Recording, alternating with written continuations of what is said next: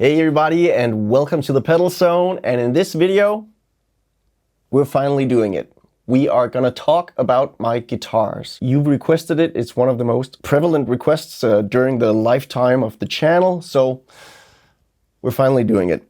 And we're gonna start out with probably the most requested guitar. And that is my J.Mascis Jazzmaster.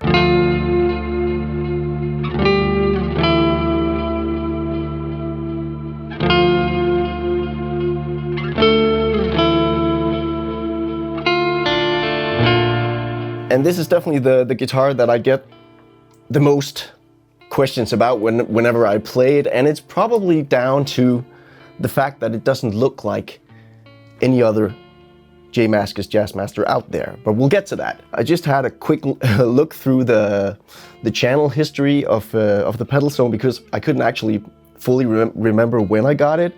And it turns out it's like 7 years ago or so. The reason why I got it was probably because of Instagram. I wish I could say that it was down to some really cool and hip guitarists to use these types of guitars.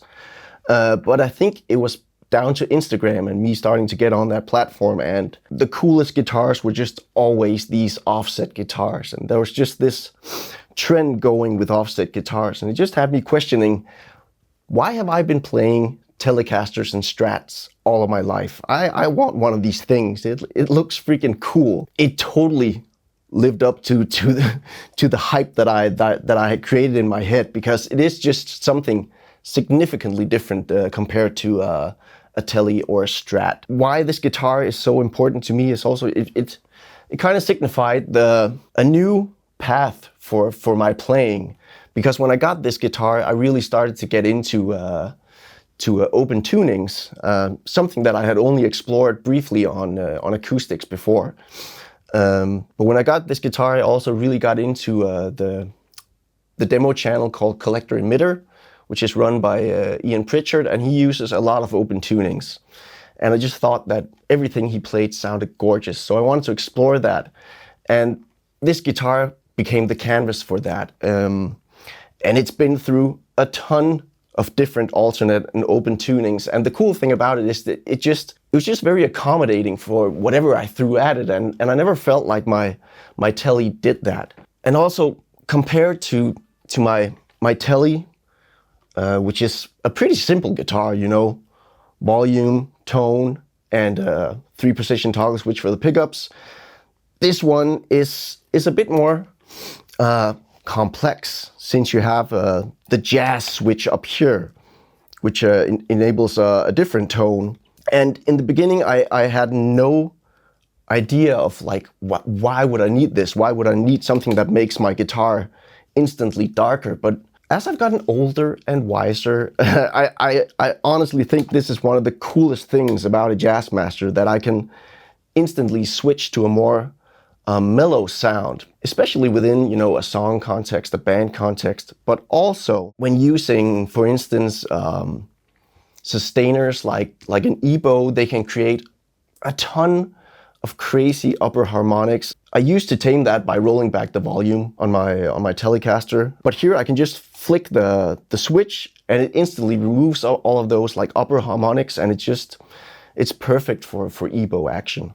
Another thing that's amazing about this guitar, that's hard to gauge when you're not actually holding it, is just how comfortable the neck is. The neck isn't like fully satin finished. It is slightly glossy, but it's extremely smooth. And compared to my Teles and Strats, my hand would just like constantly get stuck whenever I moved up and down the neck, and it never happens with this one. It's extremely easy to play, extremely smooth, and that's exactly what made it my go-to instrument for such a long time, and what allowed me to develop my new playing style. All right, I think we should just get to the elephant in the room, and that is, of course, the pickguard, because it doesn't look like a normal Mascis pickguard, right?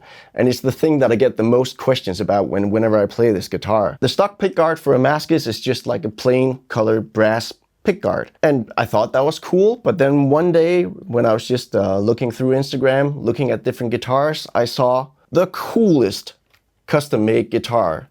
The guitar itself was insanely cool, but what really caught my eye was the Pickguard. And the luthier behind that guitar was a company or a single guy called Indra Guitars. We started connecting, and one day I just asked him like if he wanted to make a pickguard for me. And the process was amazing because I just had these like very, very flaky ideas, and I just said something about astronauts, something about underwater thingy, because that's where my ambient mind always goes, like the stars and the seas. I am so predictable. And he came up with this, and it looks incredible. And I honestly have to say, like, when I got this pickguard installed, it finally felt like me. It felt like it was truly a part of me, this instrument. Everything is completely handmade, and even the knobs are made by Indra Guitars. Wooden knobs with brass plating as well, with custom etched graphics. And then it's down to the final piece of the puzzle, which is the pickups. And for the longest time, I had the stock pickups in this thing, and I actually quite like them. There's a lot of Jazzmaster purists who don't think that they sound like real Jazzmaster pickups, and who am I to argue? I know nothing about it. But I think they sounded great, at least for my purposes. I had heard a lot of cool things about a company called Righteous Pickups, and he made a set of Jazzmaster pickups that had gotten a lot of praise. So I thought, I'm switching the pickguard, so while doing that, I might as well switch the pickups. So I got a set of his Jazzmaster pickups, and they sound freaking incredible. It was honestly like getting a new instrument. They're just very chimey and very direct. They have quite more mid-focused body than the stock pickups, which were just like quite bass heavy and top heavy, and could feel a tad scooped at times. These are just perfectly balanced to my ears, and they sound like a pro recording whenever I plug in. So let's hear the different pickup positions first. Completely clean. Then at the end, I'll throw some effects after it. I really like to use this one with reverb and delay on the neck pickup, and then for the bridge, I really like to throw some heavy fuzz at it to get all shoegazy.